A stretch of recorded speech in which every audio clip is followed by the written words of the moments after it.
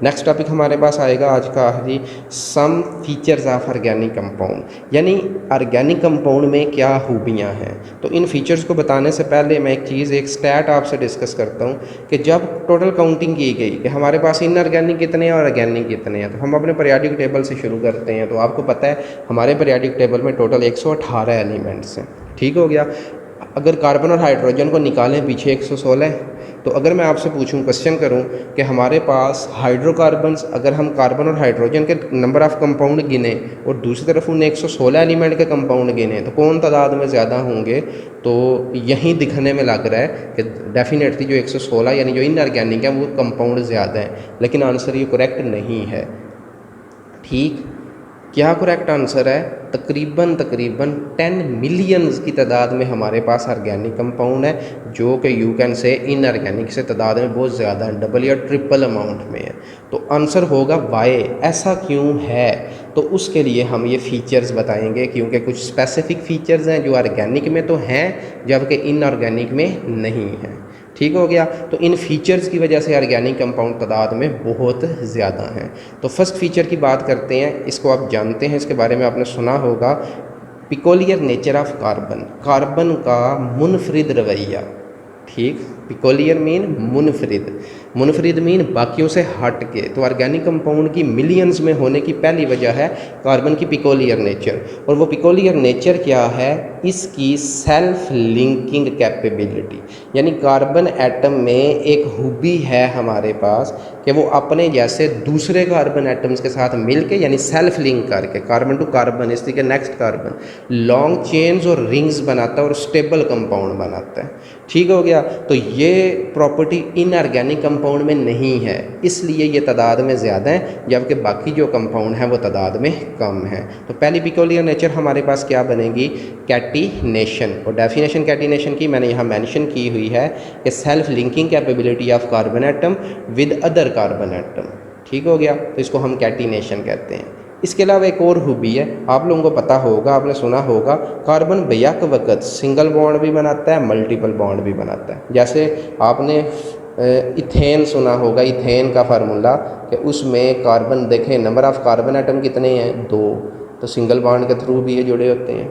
अगर हम इसी कंपाउंड की बात करें, इथीन हमारे पास आती है, इथीन में क्या होता है? डबल बॉन्ड होता है, लेकिन देखें नंबर ऑफ़ कार्बन 2 ही हैं इसमें भी। इसी तरीके से हमारे पास इथाइन आती है, इसमें भी नंबर ऑफ़ कार्बन एटम हमारे पास 2 ही होंगे। ठीक, लेकिन अगर हम प्रॉपर्टीज़ की बात करें, इथेन की प्रॉपर्टी और है, इथेन की और है, इथाइन की और है। इसका मतलब है जब कार्बन एटम मल्टीपल बॉन्डिंग करेगी, कंपाउंड नए डेवलप होंगे, तो बाकी कंपाउंड्स में ऐसी प्रॉपर्टी नहीं होती।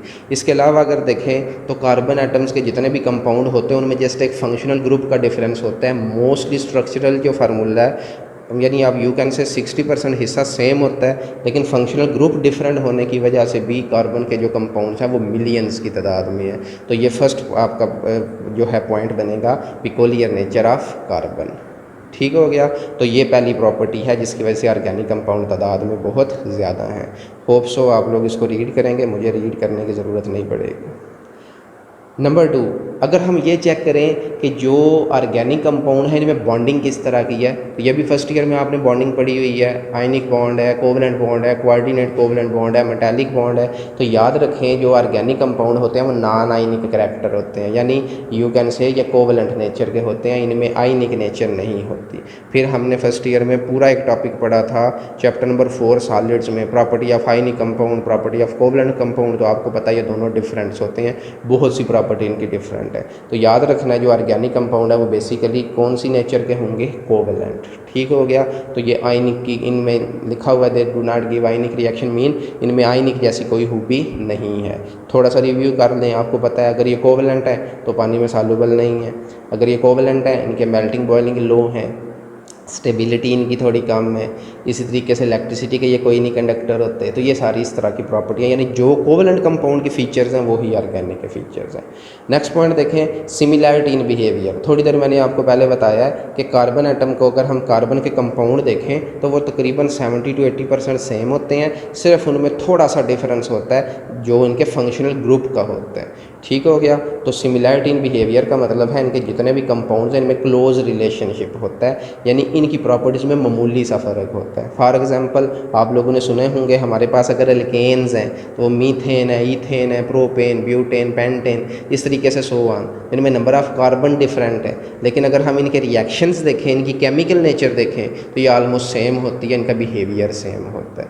ठीक हो गया। और सेम बिहेवियर की वजह से ये पूरी सीरीज़ बनाते हैं जिसको हम होमोलोगस सीरीज़ कहते हैं। तो क्वेश्चन आ सकता है कि होमोलोगस सीरीज़ को डिफ़ाइन करें, तो आप आंसर करेंगे organic compounds are arranged according to their chemical properties and they form a series of compound, each series is called homologous series.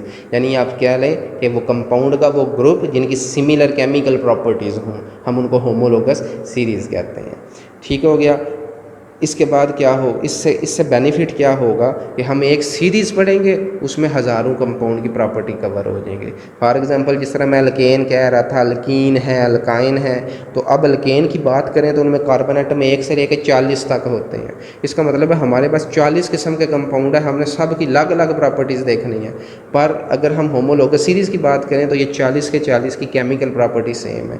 तो अब बजाय हम इनको डिफरेंट तरीके से पढ़ें, हम एक ग्रुप की स्टडी करेंगे और इंटायर सीरीज़ इसमें कवर हो जाएगी। दैट इज़ वाई हम इसको होमोलोगस सीरीज़ कहते हैं। होमो मीन सेम, यानी सीरीज़, प्रॉपर्टीज़ की बेस पे सीरीज़। ठीक हो गया। इसके बाद हम प्रॉपर्टी नंबर 4 देखें, कम्प्लेक्सिटी ऑफ ऑर्गेनिक कंपाउंड। यानी अगर हम आयनिक कंपाउंड्स को कंपेयर करें या इनऑर्गेनिक को ऑर्गेनिक से करें, तो जो ऑर्गेनिक कंपाउंड हैं वो सिंपलेस्ट से लेके, ठीक हो गया, कम्प्लेक्स तक होते हैं। इनमें नंबर ऑफ़ कार्बन 1 से लेके 1 मिलियन, 10 मिलियन, 100 मिलियन तक हो सकता है। तो ये कम्प्लेक्स इन नेचर होते हैं। ठीक हो गया। फॉर एग्जांपल आपके बुक वाले ने एग्जांपल दी हुई है स्टार्च की, तो स्टार्च का ये मॉलिक्यूलर फार्मूला है C6H10O5। एन मीन इसमें तादाद, ये जो नंबर्स हैं ये सीवरल थाउजेंड्स हो सकते हैं, मतलब 100 से लेके थाउजेंड्स तक ये एन की वैल्यू हो सकती है। तो अब खुद इमेजिन करें, जब फॉर एग्जांपल इसमें 6 कार्बन है, हम 1000 से मल्टीप्लाई करें तो हमारे पास 6000। तो आप खुद इमेजिन करें 6000 कार्बन एटम्स को जब हम स्ट्रक्चर उसका बनाएंगे तो एक बहुत ह्यूज, एक कम्प्लेक्स स्ट्रक्चर बनेगा। तो ये नेचर वाइज कम्प्लेक्स होते हैं। सिमिलरली ज़ाहिर अगर इनमें नंबर ऑफ़ एटम्स ज़्यादा हैं तो इनका जो मॉलिक्यूलर मैस होता है वो भी 100 से लेके मिलियंस तक हो सकता है। ठीक हो गया। तो ये हमारे पास प्रॉपर्टी नंबर 4 बनेगी कि कम्प्लेक्सिटी, तो ये कम्प्लेक्स होते हैं। एक और फीचर नंबर 5 चेक करें, ये आइसोमेरिज्म शो करते हैं। इनकी तादाद ज़्यादा होने की ये भी वजह हो सकती है।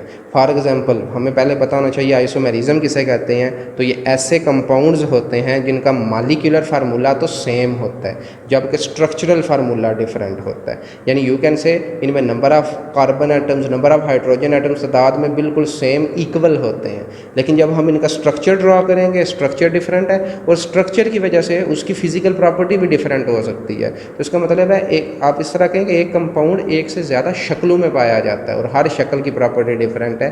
तो ये भी एक फ़ीचर है इनकी तादाद ज़्यादा होने का। एक छोटी सी एग्जांपल दे देता हूँ आपको ब्यूटेन की। तो हमारे पास ब्यूटेन का जो फार्मूला बनता है वो कुछ यूँ है, C4H10।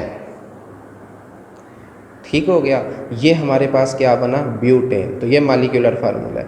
लेकिन अगर हम ब्यूटेन के आगे कंपाउंड देखें तो ये 2 तरह का हमारे पास कंपाउंड पाया जाता है। एक जिसमें चेक करें चारों के चारों कार्बन आइटम लीनियर फॉर्म में अरेंज है, इसको हम नॉर्मल ब्यूटेन भी कहते हैं। इस चैप्टर में हमारा पूरा एक टॉपिक है, एक आर्टिकल है आइसोमेरिज्म, तो वहाँ डिटेल करेंगे। यहाँ क्योंकि ये बात आई है तो इसलिए एग्जांपल दे रहा हूँ। और अगर नेक्स्ट ब्यूटेन की बात करें तो ये भी नंबर ऑफ़ कार्बन 4 है, लेकिन गौर करें उसका स्ट्रक्चर और है, इसका स्ट्रक्चर और है।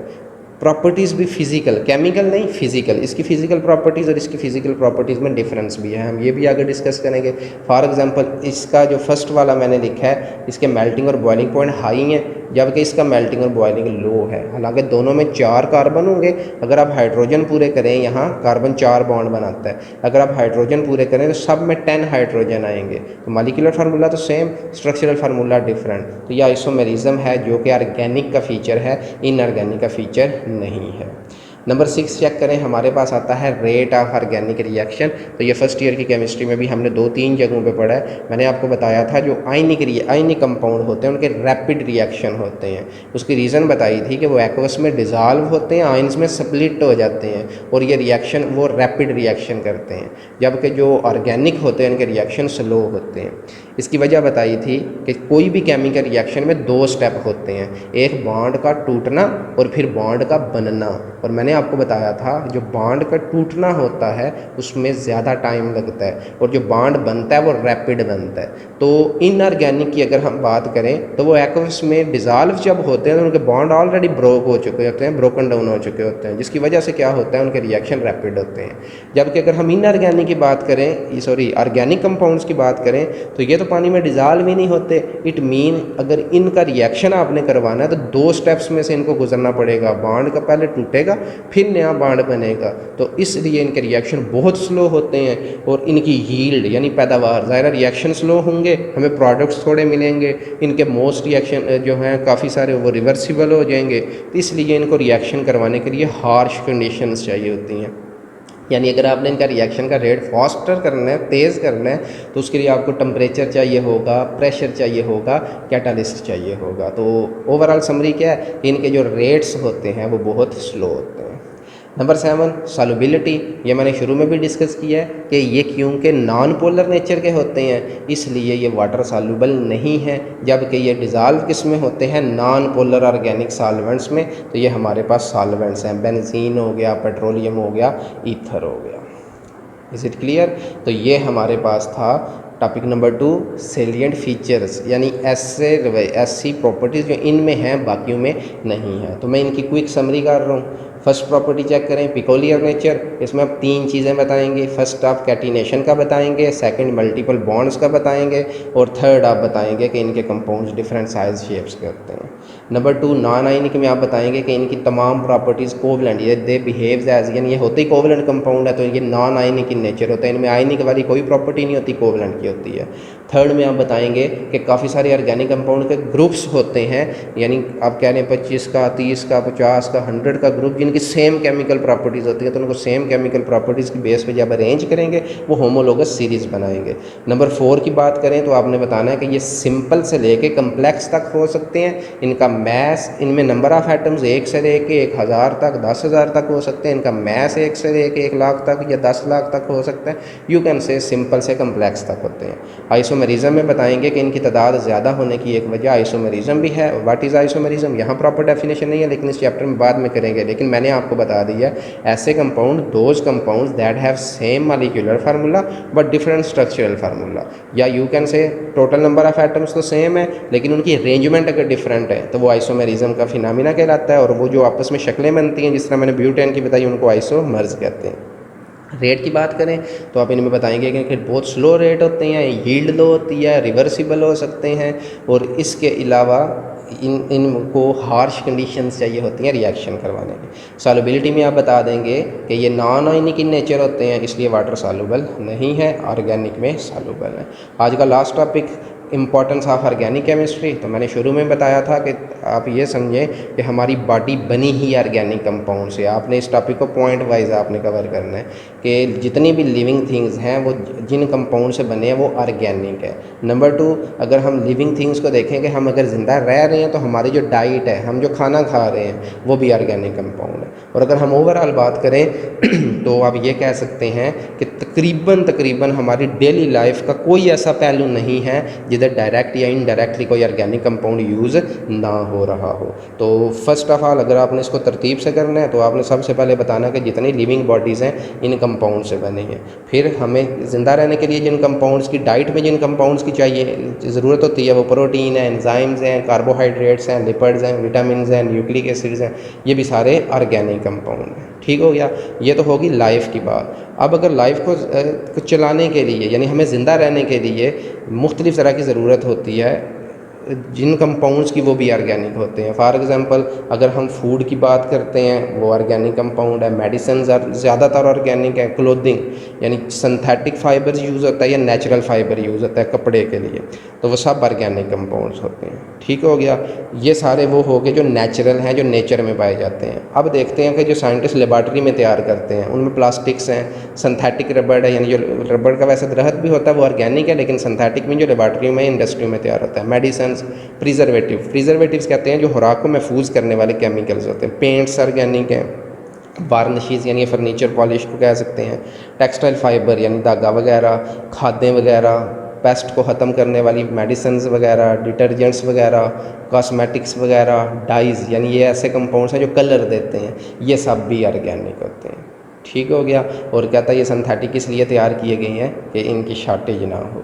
तो ये हमारा आज का टॉपिक बनेगा, आपने इसको अच्छे तरीके से याद करना है। नेक्स्ट एक और लेक्चर आपका होगा और उसके बाद हम जूम पे डिस्कशन करेंगे। तो होप सो आज का टॉपिक आप लोगों को समझ आई होगी, बाकी काम इंशाल्लाह नेक्स्ट करेंगे। थैंक यू वेरी मच, अल्लाह हाफिज़।